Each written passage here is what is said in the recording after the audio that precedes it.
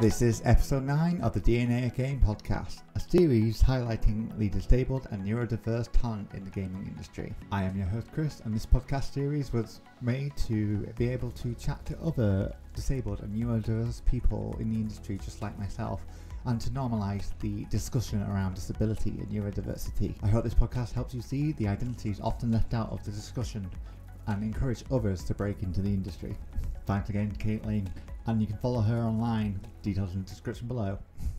Hello and welcome to another episode of DNA of Games, the podcast that talks to disabled, neurodiverse people in the industry, whether they're developers or content creators and all the things in between.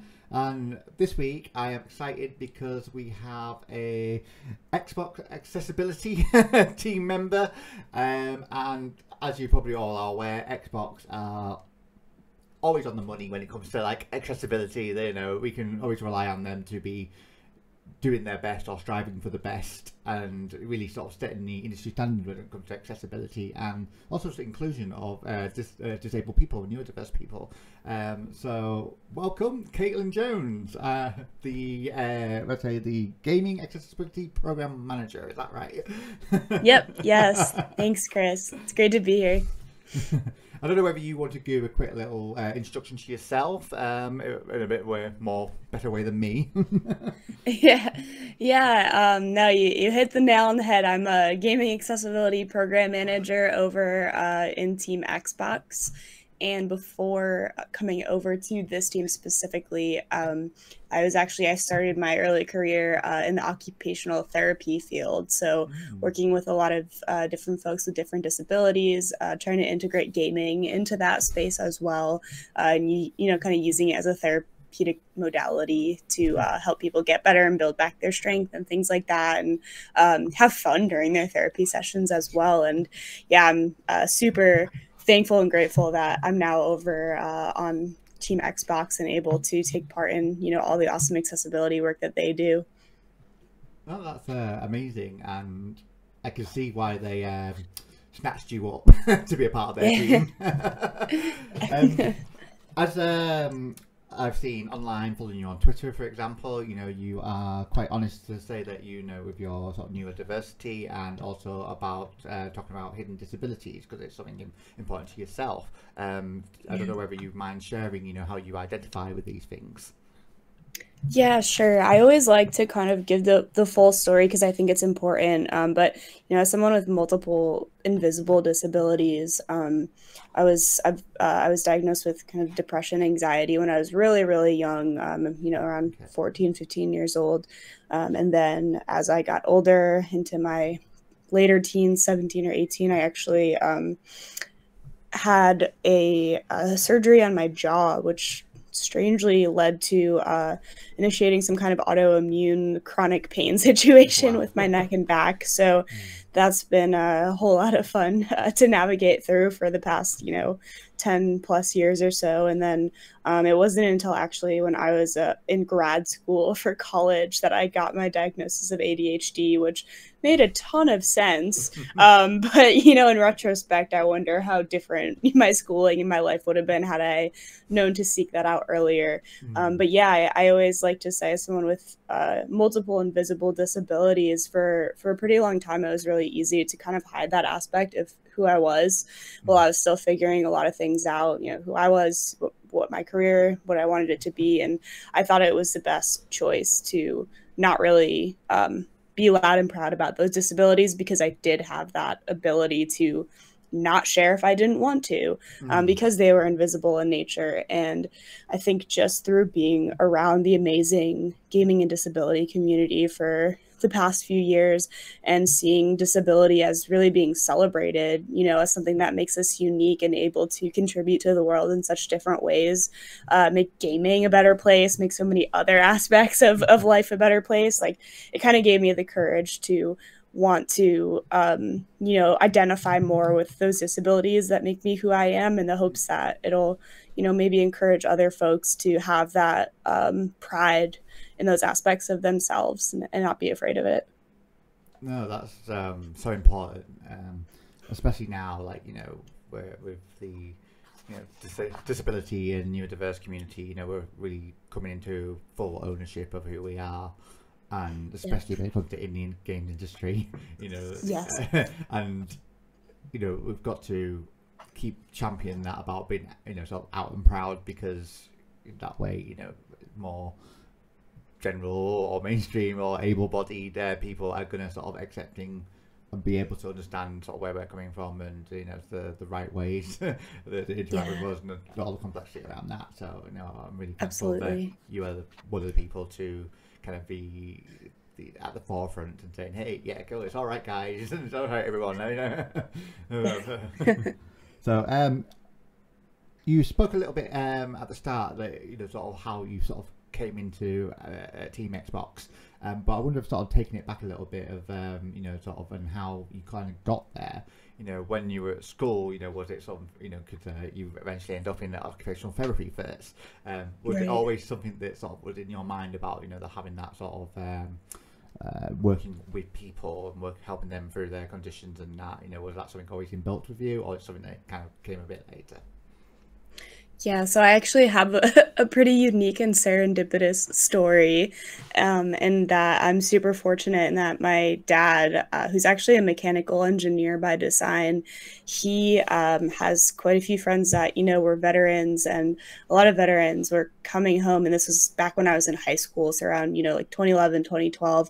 They were coming home from overseas, and a lot of them had suffered these not suffered, but sustained these very severe injuries and amputations and things like that. And for the veteran community, for a lot of them, video games were a huge aspect of their daily life, playing while they were deployed during their downtime, bonding with, the folks that they were out there together with during, stressful situations, otherwise playing with friends and family back home. So, to come back home and not only have this very new disability, but also not be able to do one of the activities that was your favorite thing ever that you love to do on top of that was really, really difficult. So my dad, just using his mechanical engineering knowledge, just started cracking open and hacking commercial game controllers and wiring out buttons and byte switches and levers that you could activate with your residual knee limb, or anything like that, anything where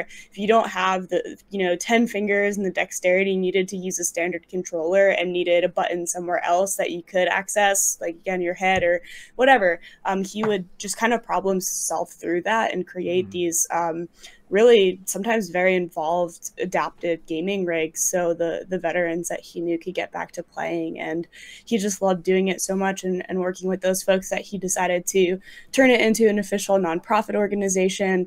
And just through having him as my dad, luckily, I got to see the work that he was doing. And again, I was in high school, so that actually inspired me to go into occupational therapy, because I met quite a few occupational therapists along the way while he was working with a lot of these folks, and it seemed like a great field. So fast forward, I was in college, and again going to school for OT, and actually an engineer from Microsoft saw our nonprofit's Twitter page, and our nonprofit organization, we're called Warfighter Engaged, and they saw the work that we were doing and kind of asked, how can we help do what you do to scale, because we see you breaking open our controllers and doing a lot of work on the back end. And, we're sure that there's a greater need for this, but, we were just a very small nonprofit. So they actually brought us out for a hackathon event, which for those not familiar, it's at Microsoft 1 week every year. All Microsoft employees are allowed to take some time off from their day job and work on a passion project of their choice. And, you're allowed to bring in nonprofit organizations as well if you're trying to fix, or hack some sort of solution for them, which is just really fantastic. So we were lucky enough to be brought in for the hackathon event. And through meeting a lot of the folks there and seeing the awesome work that Xbox was interested in doing in the accessibility space, that is kind of what caught my eye and attention. And I was like, I wonder if I could use my background in OT and in the clinical space and knowledge of adapting everyday tasks to maybe helping inform product design. And, you know, out of that hackathon, many people and teams and involvement in other organizations later, the Xbox Adaptive Controller actually came to be in the world. So it was through identifying, you know, that need that not everyone could use a standard controller, and then bringing us out. And again, along the way, just through meeting those folks, I was able to make connections, try to advocate for the role that occupational therapists can play. And I was lucky enough that not too long later, they offered me a contract position on one of their accessibility teams, and kind of just kept going from there. So no, that's amazing. And you know, it's it reminds me of the episode that I did with Morgan Baker, and like her having, you know, not necessarily being in the gaming space straight away, but having all this like wealth of knowledge that the gaming space was desperate for. So, you know, all that sort of things you were doing with occupational therapy and, you know, working with your dad, you know, it's something that, like, no wonder Xbox were like, please come in and work with us.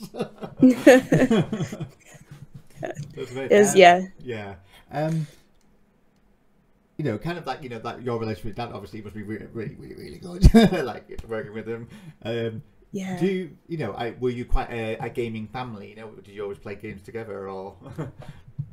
Yeah, it's funny, when I was really young, my dad always was a big PC gamer, and even when I was like 5, 6, 7, I saw him playing, and I was like, I want to do that too. And again, this was before a lot of the like smaller handheld stuff was out yet, so there wasn't that many options. So I would actually sit on his lap, and we would do like what I like to call the original co-pilot, where he would do like the mouse and some of the more complex controls, and then I would just, you know, hit the space bar when the character needed to jump over something. And so gaming has always been like something that we've bonded together with, and I've been doing for a really long time. So it's been great to kind of come full circle and still be doing this together in a sense. Yeah, that's really cool. Oh god, it just left my mind. But yeah, you know, sort of doing all this work, and, you know, sort of eventually coming into like Xbox and that, you know, kind of like, would you, you know, sort of looking back, you know, when you were a lot younger than that, would you be like, oh, you know, end up working in games? You know, was that something that you were like, definitely going into games, or was it kind of just like, you know, actually, you know, you were lucky to get there, sort of? No, not lucky to get there, but, you know, it's kind of like you saw the opportunity. Yeah, no, to be honest, when I was younger, it wasn't a goal of mine. I don't think it ever really crossed my mind to actually be working in games. I always liked playing them, but I was never much of like a math developer kind of mind. I was always more into like the arts and environmental stuff and biology. So if you asked me like even 5 or 10 years ago, I probably would have never thought that this is where I would be right now, to be honest. But I don't regret any of it. I'm really happy and lucky to be where I am now. Yeah, you know, I guess to sort of follow on to that is kind of like, you know, you said that when you were a teenager that, you know, you had this operation on your jaw and that, and it sort of triggered off a lot of, you know, things that followed up from there. And, you know, how has that then sort of impacted where you thought you could end up in career wise? You know, was it something that you were like sort of holding you back, or was it something that you're like, oh no, I'm going to be fine, and, you know, I can get over this to do whatever I want? Or were you kind of like a bit cautious about what you could do? Yeah, I'll be honest, it was the main bulk of the pain and stuff like that really started after I'd already started my occupational therapy program. So it was definitely challenging being a student, because again, I didn't know my ADHD diagnosis at the time, and here I am away at college for the first time, and I'm just like, man, my neck really hurts all the time. I can't sleep. Like, this is hard. And it didn't really cross my mind until a couple of years into school, where we actually were, you know, working with patients and things like that, and lifting people and transferring them. And occupational therapy, depending what setting you work in, can be a very physical, you know, day to day for you. So it was actually, you know, it did start to affect how I felt about my role in the profession, and whether or not with my back and neck pain, if it's something that I could be continuously doing, is being up on my feet all day working with folks and doing a lot of strenuous activity. So it was a little bit concerning at first. So I think that's why, as I kept going along, kept trying to get different diagnoses and treatments and one thing after another, all the injections and stuff like that. When the opportunity did come to take a step back and be more in a product space where I just had a lot more flexibility in my schedule and, time to relax and not be on my feet all day, it kind of solidified the decision that I might be doing the right thing and that I could still have impact in the lives of people with disabilities through helping make gaming more accessible, even though I wasn't, individually treating or working with clients with disabilities one-on-one anymore, it was hard at first, but I'm guessing that your own experiences then helped you have a lot more understanding and empathy then to the people you're trying to serve. Yeah, I'd like to think so. I actually remember when I was doing a kind of like an internship in a mental health setting, and again, I was really young at the time, and I had opened up to the patients that I was with because I thought it was the right thing to do, and I told them, I've had depression, anxiety, something I've been dealing with for many, many years now as well, and while I can never understand your experience completely, I've been through similar, and I understand in a way where you're coming from. And a lot of them are really astonished because they're like, what do you mean? You look like the picture of your health. You're just this young person. Your life must be all like flowers and roses. And I think to open up and share that just, based on someone's looks or how they carry themselves, that doesn't necessarily mean that they're not underlying things that they're dealing with day to day that makes them a different person and affects who they are and how they act. And I think that was, really powerful. So I was happy to be able to share that. Yeah, I think one thing that sort of stood out to me, sort of in a recent Xbox blog that I think you're quite happily were leading on sharing your experiences, was the notion of people masking their illnesses or their obviously ADHD, for example, which obviously is very common in women, and it's kind of that's something that you had to figure out and overcome. Mm-hmm. Yeah, I think going back to that time again where I was still unsure of things, I just wasn't sure if it was something I wanted to be upfront about and have other people know about me. I didn't want to be judged. I already felt kind of this imposter syndrome to begin with very early in career, finishing up college. So it was a decision that I didn't make until quite later on in connecting with a lot of other folks with disabilities, for sure. Yeah. With regards to ADHD, you said that obviously you really got the official diagnosis much later in life, which happens to a lot of adults, especially working in games industry. I think we were able to realize the patterns and how similar, and into our own lives, and compare notes a lot of the times and go, oh, actually. Yeah.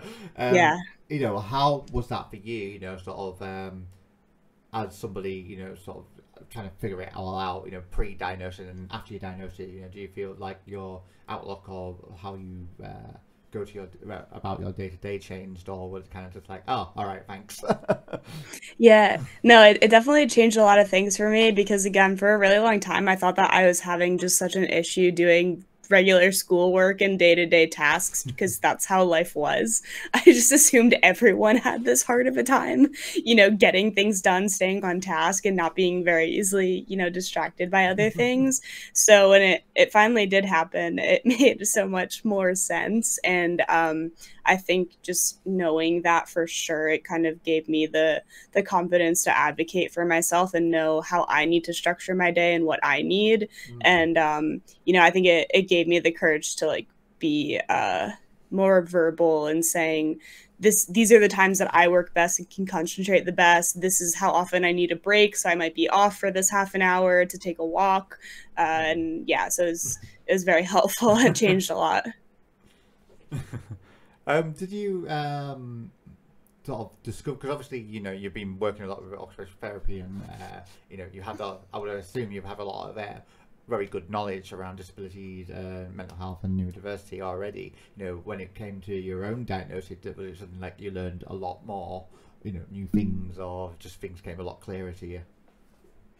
Yeah, I think like as occupational therapists, again, we have a very deep and close relationship with different disabilities in the disability community. But until you're actually living through that yourself, like, you can never truly understand how it might impact somebody's day to day. So to be on the other side of that is very eye opening as somebody who is treating folks with disabilities, because I knew like I'll continue to obviously work with folks that have disabilities I may never have.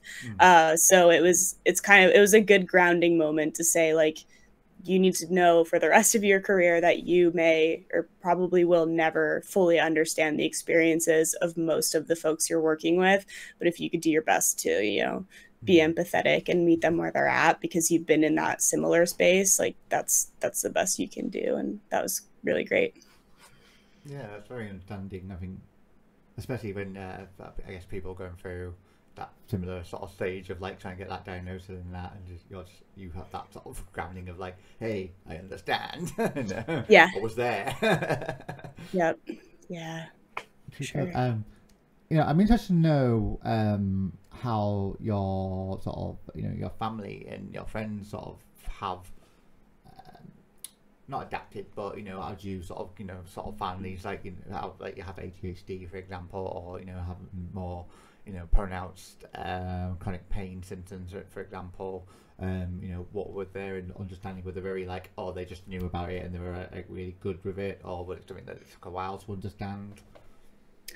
Yeah, I think the obvious immediate effects of it, of hey, I'm in pain right now, or hey, you're talking to me and it just looks like I'm not listening or care about anything you have to say. Those were a little bit more immediate, obviously, but I think what took a little bit of a longer time, and this is with everyone in general, and what a lot of folks don't really think about is like those underlying impacts of having some of these sorts of disabilities, in that, I may not actively be in a ton of pain right now, but I have been in pain all day, every day for the past however many hours straight. So sorry if I'm just a little bit more frustrated or easily irritable today than normal.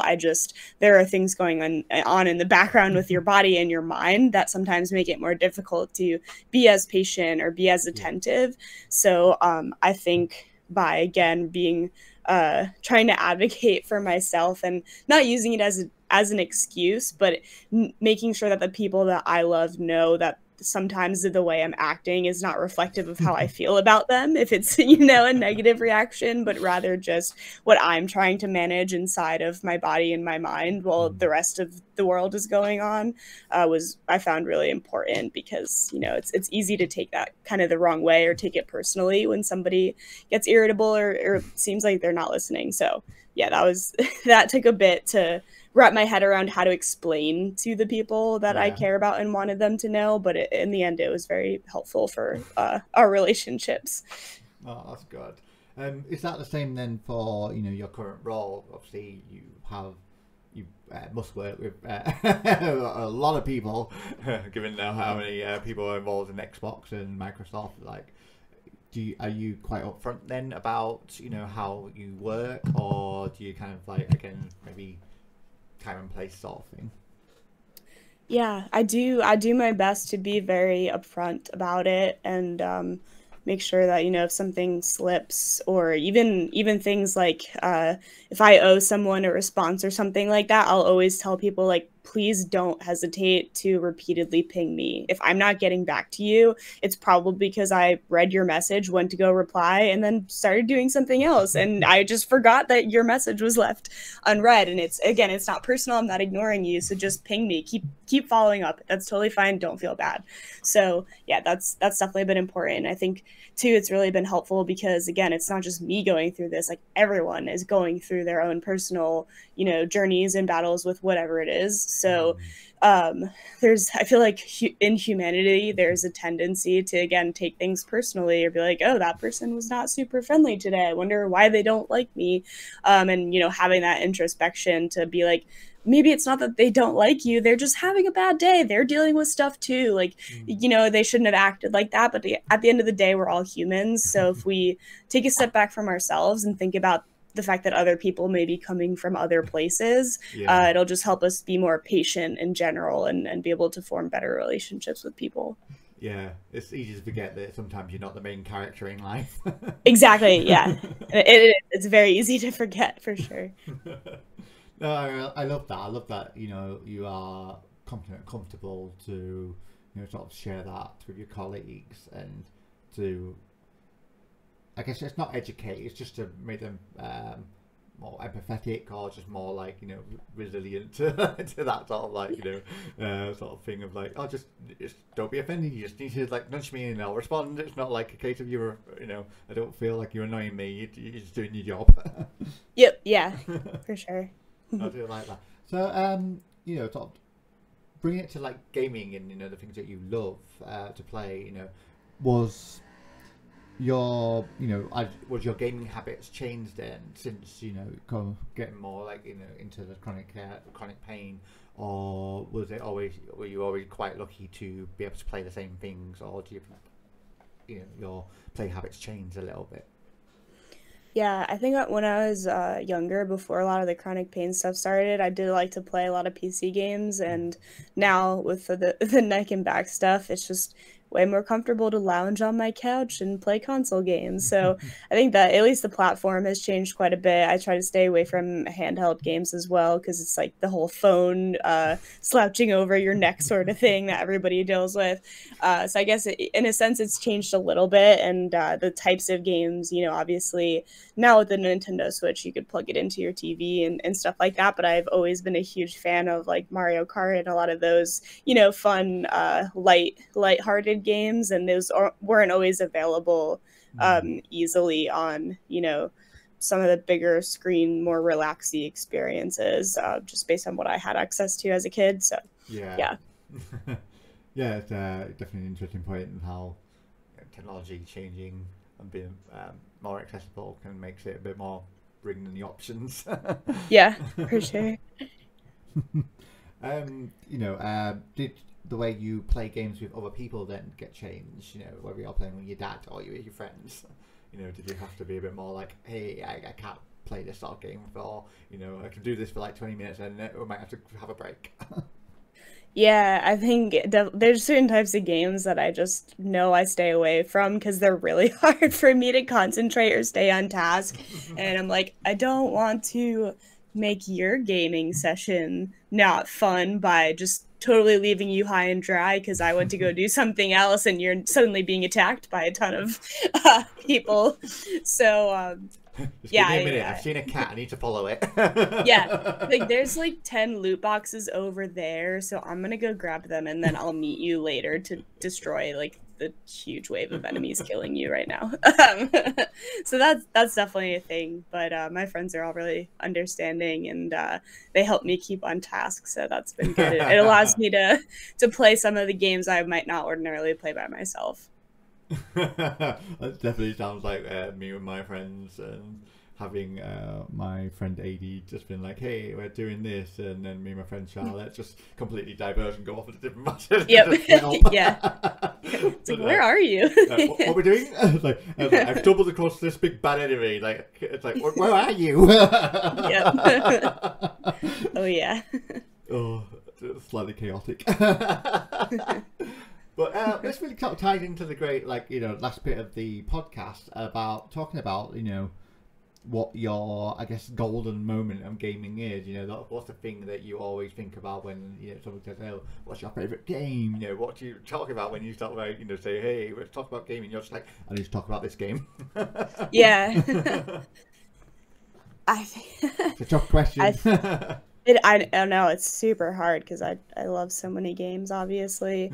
I think I love platformers. Those have always been my favorite. Again, like beautiful cartoon artistry that's just, you know, nothing too intense, not a first person shooter where you have to manage a lot of controls and camera angles, but rather just you know, I know where I'm going, I'm gonna jump around, and it's gonna be a fun game. So like I love Ori and the Will of the Wisps, and you know, those kind of games. Lately I've been getting into I've been playing Borderlands with my friends, so that's been fun. It's been a fun change of pace, but in general, I think the biggest thing for me, especially with bigger open world games, is when games allow you to set your own custom waypoint markers. Okay, So it's like, okay, I know I want to go in this direction, but if every single mission's like identification marker is throughout the entire map, I'm never going to remember like this is the one I'm walking toward.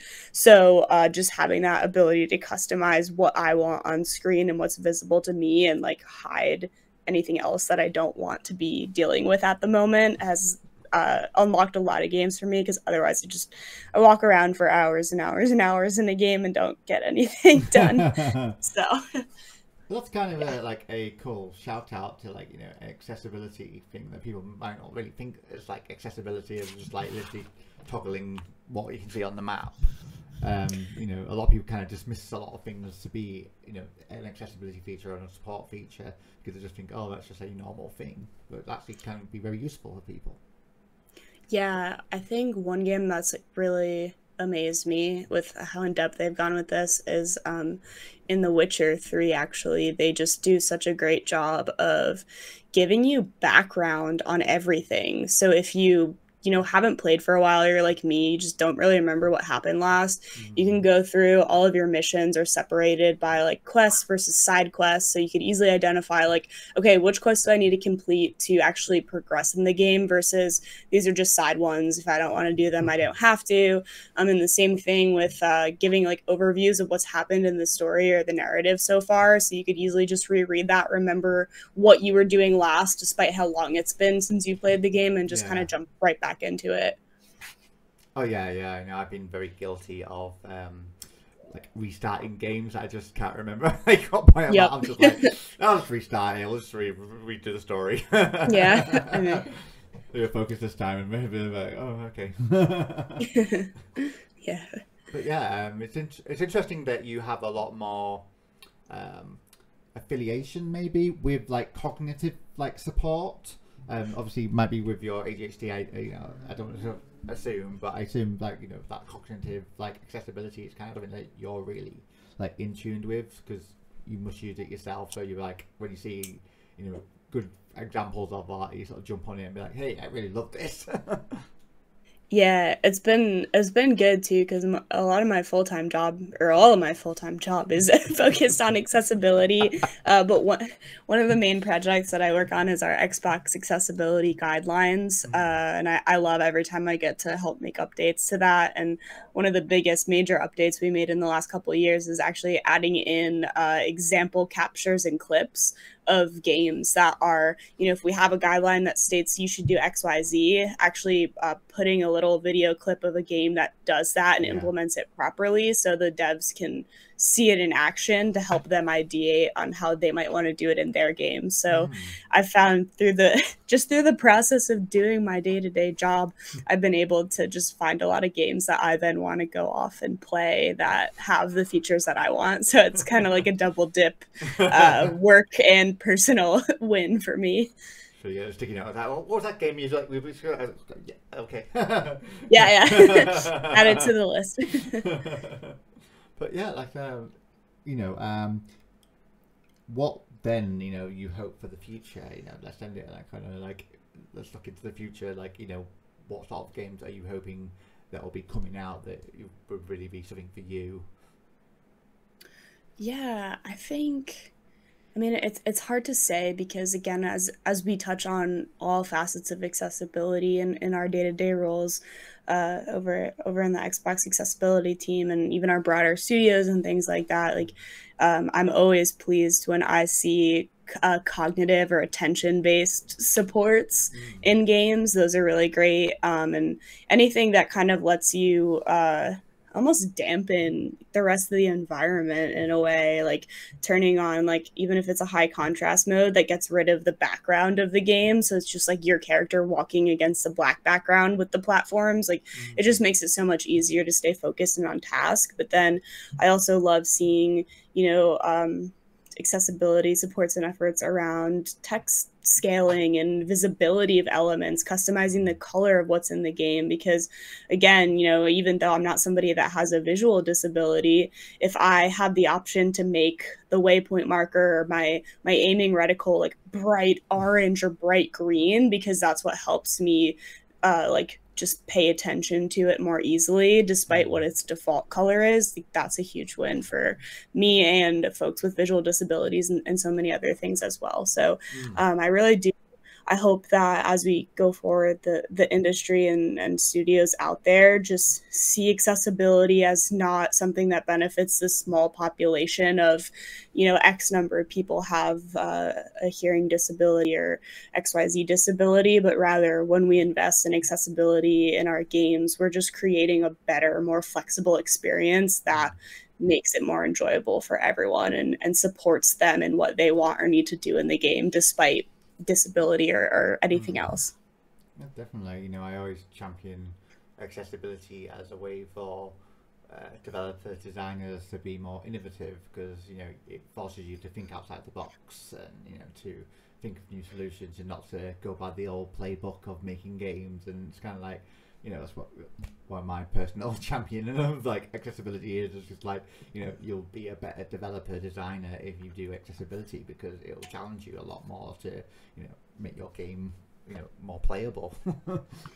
Yeah, absolutely. And I think, you know, one of the things that I've kind of learned taking from the occupational therapy background, where we talk about activity demands a lot, is, you know, if we have someone who's in rehab and we want to make sure they're safe to go home, and in order to go home they need to know how to cook by themselves, we'll say like, okay, what are the activity demands of cooking? Like, you need to make sure that the stove is on, that you don't leave it on, that it's the right temperature, that, you know, you're safe, you could safely move to grab stuff out of the cupboard without falling. And then in the same way, that's kind of how I've liked to communicate game accessibility to a lot of developers is, you know, when you're designing a game or experience, what demands are you placing on players? And if a player can't meet that demand, then what options do they have to continue to enjoy your game? So if progressing to the next level means you have to beat this boss battle, and you can only beat them by doing a move that makes you press 3 buttons at the same time repeatedly, what options do players who can't perform that physical task or cognitive task or whatever it is, what options do they have to progress? And if they can't meet those demands, they're blocked, you know, in a sense, from continuing. So kind of turning it around on developers and have them think about the demands they're placing through their design choices, I found has been a kind of like an eye-opening way to look at things, because you don't normally think about developing games in that way. Oh, that's a great bit of advice, definitely, and I think people should take that on board. So I thank you. I try. So yeah, you know, that's great. You know, we've basically come to the end of the episode, and again, thank you for being here with us. I really appreciate about hearing about your story and how, you know, you got into your role. You know, I think it's super important, and, you know, I'm excited to see sort of the things that you do and the team at Xbox do as well. In the future, and you know, the amount of games that you'll have coming out. So yeah, so again, thank you. And do you have any social media that people can follow you on? I do. Well, first off, thank you. It's been such a pleasure, and you know, I'm so grateful to have been invited on the show. And yes, for social media, I have Twitter. My handle is at Kaitlyn Jones _. So it's KAITLYN JONES, and then an underscore at the end of that. So feel free to connect with me there. That's great. We'll make sure we'll put the link to Kaitlyn's Twitter in the episode description. So nice little link for easy for people to find. Awesome. Thank you. So again, thank you for coming, and, you know, as I say to listeners, you know, thank you for coming and enjoy listening to another person, you know, working in games that just happens to be disabled, neurodiverse. So, you know, it's what this show is all about, and hopefully we'll see you next time. So goodbye. Awesome. Bye. Thank you. Make sure you follow DNA of Games on iTunes, Spotify and YouTube, as well as you can find us on Twitter under @ManyCatsCIC. See you again next time.